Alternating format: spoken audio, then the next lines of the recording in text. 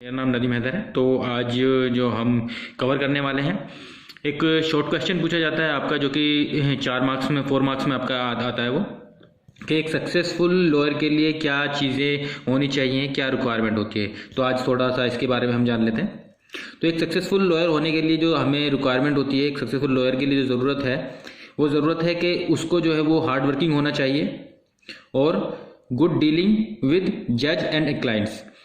तो एक एडवोकेट, एक अच्छी एडवोकेट होने के लिए, सक्सेसफुल एडवोकेट होने के लिए ज़रूरी है कि जो एडवोकेट है वो लगन से, मतलब कि अपना काम करे, अपने प्रोफेशन के लिए बहुत एकदम डेडिकेटेड होना चाहिए। और जो उसकी मतलब कि जो उसका रिलेशन है आपका जज से और क्लाइंट से, वो बहुत अच्छा होना चाहिए, गुड होना चाहिए। उस वेल तरीके से उससे बिहेव करना चाहिए, उनसे पोलाइटली यूज़ करना चाहिए। ठीक है, ऐसा नहीं है आपको फ्रॉड करे या कुछ कोवर्जन या इस तरह से यूज़ करे, डरा धमका के, वो नहीं होना चाहिए। एग्रेसिव नेचर नहीं होना चाहिए, बहुत प्यार से मतलब की बात होनी चाहिए। तो एक तरह से कह सकते हैं आपके कि गुड नेचर होना चाहिए, गुड बिहेवियर होना चाहिए उसका क्लाइंट के प्रति, अपने जो भी जिन भी पर्सन से वो डील करता है आपका। और क्वालिटीज़ क्या हो सकती हैं? और क्वालिटीज़ हो सकती हैं कि एक अच्छे एडवोकेट के लिए, एक सक्सेसफुल एडवोकेट के लिए ज़रूरी है कि उसका जो है वो कमांड होनी चाहिए लैंग्वेज के ऊपर अच्छी, मतलब कि वो बोलने में एकदम एक्सपर्ट होना चाहिए, ठीक ठाक अपने जो भी है उसको, मतलब कि उसको पता होना चाहिए, गुड नॉलेज होनी चाहिए उसको लॉ के बारे में, कानून के बारे में अच्छी नॉलेज होनी चाहिए, अच्छा ज्ञान होना चाहिए। क्योंकि तभी, अगर आपको अच्छी नॉलेज है तभी आप बोल पाएंगे, और अगर आपको नॉलेज ही नहीं है तो आप नहीं बोल पाएंगे। तो एक ज़रूरी है कि गुड नॉलेज होना चाहिए। उसकी वॉइस जो है थोड़ी इफेक्टिव होनी चाहिए। अगर वॉइस इफेक्टिव होगी तो उसका भी काफ़ी हद तक इफेक्ट पड़ता है।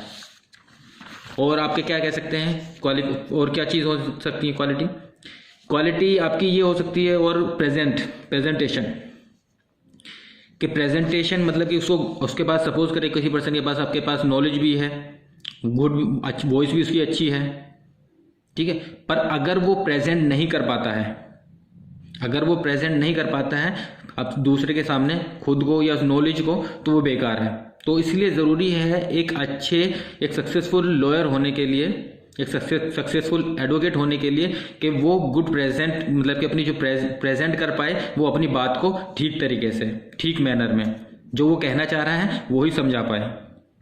अगर वो प्रेजेंट नहीं कर पाएगा तो डिफ़िकल्टी होगी उसके लिए, फिर परेशानी होगी फिर।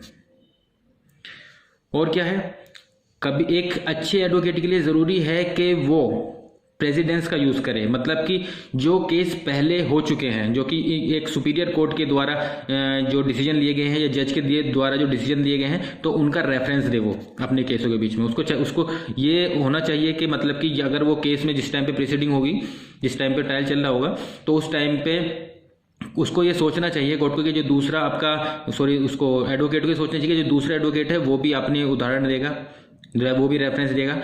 तो इसीलिए उसको पहले से ही वो तैयारी कर लेनी चाहिए रेफरेंस देने के लिए, कि केस के बारे में जो है अच्छी खासी उसको नॉलेज होनी चाहिए कि क्या क्या केस हुए हैं, सिमिलर टाइप के केस। ऐसा नहीं कि कोई भी केस आपका किसी को दे दिया, मतलब कि जैसे अगर कोई पर्सन कोई केस लड़ रहा है, तो उस केस से रिलेटेड जो दूसरे केस हैं, जो कि एक सुपीरियर कोर्ट में आपके सुपीरियर जज के डिसीजन है, उस सिमिलर केस में, तो उससे रिलेटेड, तो वो आपका उसका रेफरेंस देना चाहिए। इससे भी ये भी काफ़ी इफेक्टिव होता है।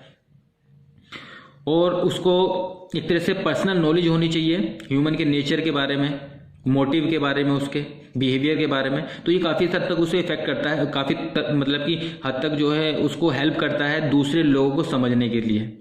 क्योंकि अगर कोई पर्सन है, वो दूसरे के नेचर को जल्दी समझ लेता है, पता चल जाता है उसको किस तरह का नेचर है इस पर्सन का, मतलब कि उसके बॉडी लैंग्वेज देख के कुछ भी, मतलब कि तो वो आइडेंटिफाई कर पाए वो दूसरे पर्सन को देख के। तो ये भी काफ़ी हेल्पफुल होता है, क्योंकि फिर वो समझ सकता है, उसी तरह से बिहेव करेगा वो। तो ये भी काफ़ी आपका हेल्पफुल होता है। और अगर हम बात करें, और एडवोकेट को कभी भी जज को इंटरप्ट नहीं करना चाहिए बीच में। एडवोकेट, आपका जज है, वो कुछ बोल रहा है या कुछ अपना डिसीजन दे रहा है, या कुछ भी आपका केस से रिलेटेड कोई क्वेश्चन पूछ रहा है, तो जज के बीच में किसी भी एक सक्सेसफुल एडवोकेट को जो है, अच्छे एडवोकेट कभी भी उसको इंटरप्ट नहीं करता है, बीच में उसको रोकता नहीं है। पहले उनको अपनी बात पूरी हो जाए उनकी, उसके बाद ही अपना जो व्यू है वो प्रेजेंट करना चाहिए। और क्या क्वालिटी हो सकती है? और क्वालिटी की उसकी मेमोरी हो शार्प होनी चाहिए। और मतलब कि मेमोरी शार्प मतलब कि उसको चीज़ें याद रहनी चाहिए, सेक्शन याद होने चाहिए, उसको डे टू डे डेली जो जनरल इंफॉर्मेशन है, जनरल नॉलेज है वो होनी चाहिए अच्छी, उसकी इंटरनेशनल नॉलेज वो अच्छी होनी चाहिए उसको, कि बाहर क्या चल रहा है, देश में क्या चल रहा है, इसकी नॉलेज होनी चाहिए उसको। वो कोर्ट में प्रेजेंट हो, उसके कोर्ट के सारे मैनर्स उसको पता होना चाहिए कि कोर्ट में किस तरह से आपका क्या ड्रेस पहननी है, किस तरह से बिहेव करना है, क्या है, वो पूरे मैनर होने चाहिए उसको। क्योंकि एक एडवोकेट को जेंटलमैन ऑफ द बार कहा जाता है, जेंटलमैन ऑफ द कोर्ट कहा जाता है। तो उसको पता होना चाहिए कि क्या उसकी ड्यूटीज़ हैं, क्या उसके राइट्स हैं, उसके बारे में नॉलेज होनी चाहिए, किस तरह से उसको बिहेव करना है कोर्ट में।